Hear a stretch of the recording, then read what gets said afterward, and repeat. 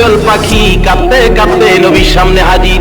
সাহাবীরা আরজ করেন, ইয়া রাসূলুল্লাহ, দোয়েল পাখিটা কেন কাঁপতে কাঁপতে আপনার সামনে হাজির? নবী বলেন, সাহাবীরা রে, নিশ্চয়ই তার মনে কোনো ব্যথা আছে। এবার কিছুক্ষণ পরে আরেকটা বাজ পাখি পিছনে আয়েশা হাজির।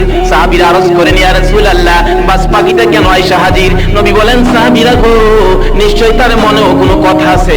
আমার নবী প্রশ্ন করেন, আরে দয়াল পাখি, মনে কি ব্যথা বল? নবীর সাথে জঙ্গলার পশু পাখি পর্যন্ত কথা বলতো কিনা কন্ত দেখি। আমার নবী জিগায়, দয়াল পাখি, কি দুঃখ লইয়া হাজির হয়েছো? আদি শরীফ খুলে দেখুন, নবীর হাতে বসে দয়াল গুনগুন গুনগুন করে কথা কয়, ইয়া রাসূলুল্লাহ, বাজ পাখিটা সারাদিন যাবত আমারে দৌড়াইতেছে খাওয়ার জন্য। আমার কলিজাটা সিরা খাবে হুজুর, ধরতে পারলে কত জায়গায় লুকাইলাম, জীবনটা বাঁচাইতে পারি না। রাহমাতাল লিল আলামিনের সামনে আইসা গেছি। আমার নবী তাকে, দয়াল রে, আর ভয় পাইস না, একটু বসে যা। আমার নবী প্রশ্ন করেন, এরে বাজ পাখি, তুমি কেন তারে